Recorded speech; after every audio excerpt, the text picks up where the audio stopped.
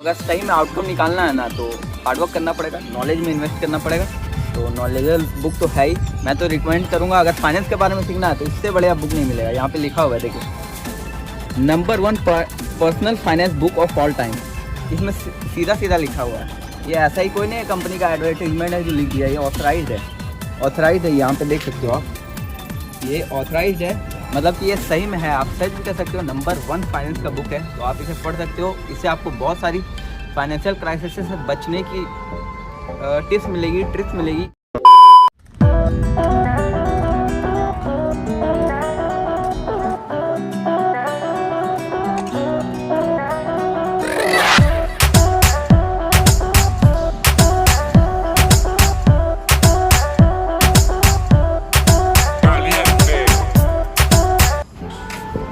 Hey Gen Z, what's up? My name is Raman and I'm your friend.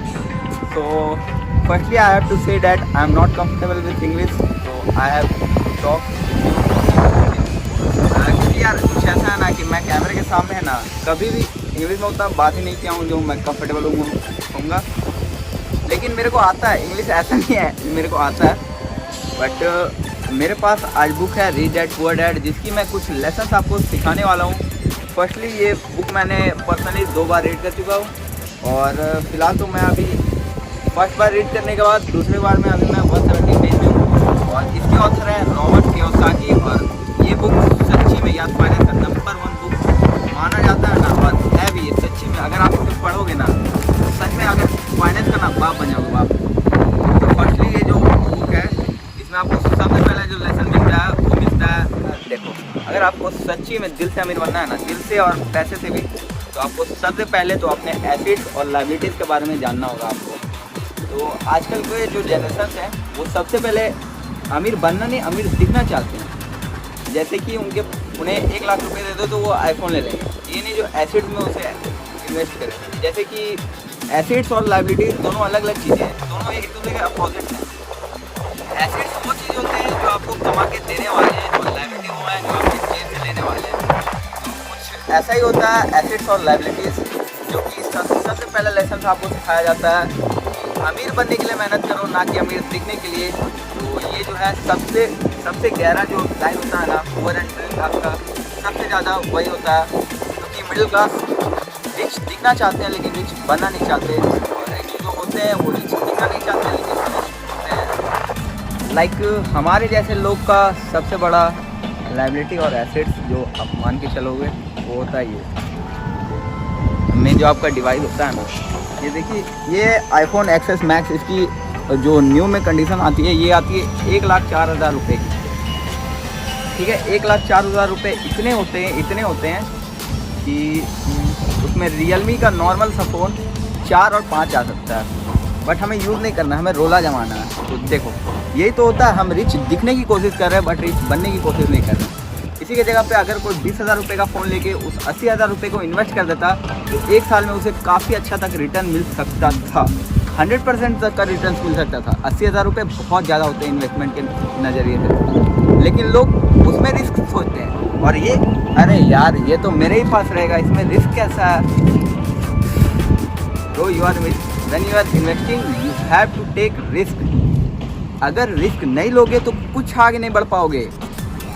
ये basic सा फंडा है, किसी को समझ में नहीं आता। अब मान लो मैंने 1,04,000 रुपये का ये फ़ोन लिया, इसमें कोई रिस्क नहीं है बट ये मेरे को कुछ आगे जाके नहीं देगा। और सेकेंडली अगर इसे मैं आप बेचने भी जाऊँगा तो सेकेंड में 50,000 इसका प्राइस हो जाएगा।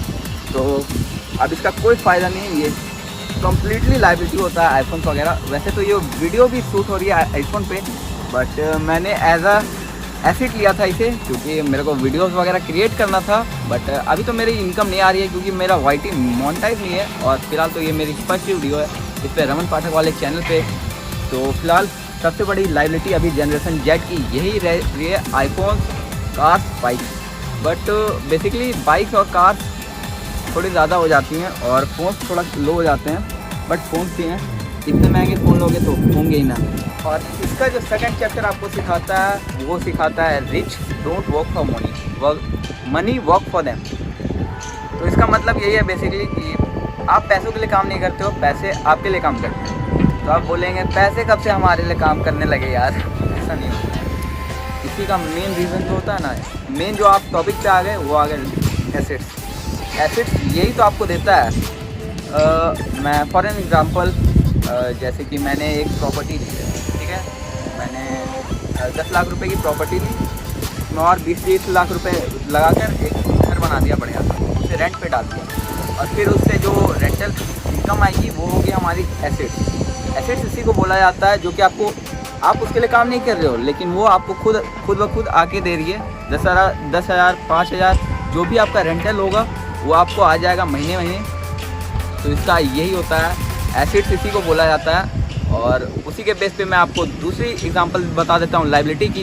जैसे मैंने 10-15 लाख रुपए की कार ली और वो मेरे को कमा के नहीं देगी, बल्कि उल्टा मुझे उसके सर्विसिंग कॉस्ट और फ्यूल कॉस्ट सब कुछ मेरे को ही मैनेज करना पड़ेगा वो सब का। तो वो बेसिकली प्रॉपर एक लायबिलिटी हो गई, बट उसे भी हम एसेट्स में कन्वर्ट कर सकते हैं एज टू रेंट। अगर हम कार को रेंट पे दे दें तो वो भी हमें कमा के दे सकती है, बट यही फ़र्क होता है कि पुअर एंड मिडिल क्लास ये करना नहीं चाहते, वो अपने लिए और अपने कंफर्ट जोन के लिए वो सब यूज़ करना चाहते हैं। तो अगर कंफर्ट जोन में रहोगे तो फिर रिच कभी नहीं हो पाओगे, ये बिल्कुल याद रखना। अगर रिच होना है तो कंफर्ट जोन से निकलना पड़ेगा और हार्डवर्क करना पड़ेगा। रॉबर्ट कियोसाकी की इसी बुक में मैं आपको बताना चाहूँगा, चैप्टर 5 में लिखा हुआ है the rich invest in money. Basically इसका मतलब ये होता है कि अमीर लोग होते हैं वो पैसे में ही इन्वेस्ट करते हैं, पैसे से पैसा बनाते हैं।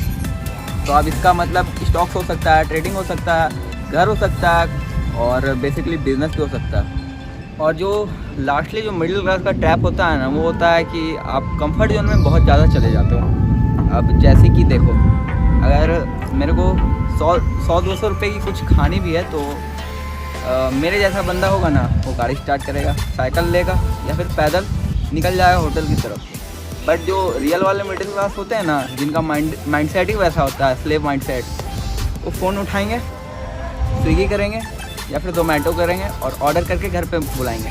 तो होता है आपका वही होता है कंफर्ट जोन। तो जब तक आप मेहनत नहीं करोगे, उसी में देख सकते हो आप 100% का प्राइस फ्लो हो जाता है।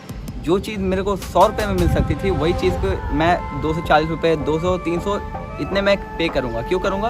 क्योंकि मैं कंफर्ट जोन में हूँ। तो यही जो मेन मिडिल क्लास ट्रैप होता है ना, यही होता है। और ऐसा ही करते करते हमारी आदत हो जाती है कि एक बढ़िया सा एकदम सेफ जॉब मिल जाए, और इसी को बोलते हैं सबसे जो मेन होता है ना, सरकारी जॉब, इसी को बोलते हैं सरकारी जॉब। सबसे ज़्यादा मिडिल क्लास ट्रैप वही क्रिएट करता है। ठीक है, आपका सरकारी जॉब मिल जाए, एक बढ़िया सा घर हो जाए और एक चार चक्का भी हो जाए यार, 4 चक्का हो जाए, एक बाइक हो जाए और 2 बच्चे हो जाए। उसके बाद बच्चों को पढ़ाओ, अपनी ज़िंदगी हो गई हमारी। ये ज़िंदगी नहीं जीनी है यार, कुछ अलग हट के BMW मर्सिडीज़ चाहिए, ये सब नहीं चाहिए। ऐसी ज़िंदगी नहीं चाहिए हमें, समझे। तो अगर सही में आउटकम निकालना है ना, तो हार्डवर्क करना पड़ेगा, नॉलेज में इन्वेस्ट करना पड़ेगा। तो नॉलेजेबल बुक तो है ही, मैं तो रिकमेंड करूँगा। अगर फाइनेंस के बारे में सीखना है तो इससे बढ़िया बुक नहीं मिलेगा। यहाँ पे लिखा हुआ है, देखिए, number 1 personal finance book of all time. इसमें सीधा सीधा लिखा हुआ है। ये ऐसा ही कोई नहीं है, कंपनी का एडवर्टाइजमेंट है जो लिख दिया। ये ऑथराइज्ड है, यहाँ पे देख सकते हो आप, ये ऑथराइज्ड है, मतलब कि ये सही में है। आप सर्च भी कर सकते हो, नंबर 1 फाइनेंस का बुक है, तो आप इसे पढ़ सकते हो। इससे आपको बहुत सारी फाइनेंशियल क्राइसिस से बचने की टिप्स मिलेगी, ट्रिक्स मिलेगी, आपको क्या क्या गलतियाँ नहीं करनी है जिससे आप स्लेव रह जाओ, माइंडसेट आपका लो रह जाए और आप पुअर ना रहो। और गाइस, इस चैनल पे आपको हर संडे फाइनेंस से रिलेटेड वीडियोस वगैरह सब देखने को मिलेंगी। तो hope so you press the bell icon for every Sunday videos. तो गाइस, आज की वीडियो को यहीं पे एंड करते हैं। आई होप आपको वीडियो पसंद आया होगा। अगर वीडियो पसंद आए तो लाइक कर देना, अगर चैनल पे नहीं तो सब्सक्राइब कर देना। मिलते हैं अगले ऐसे वीडियो में, तब तक थैंक्स फॉर वॉचिंग।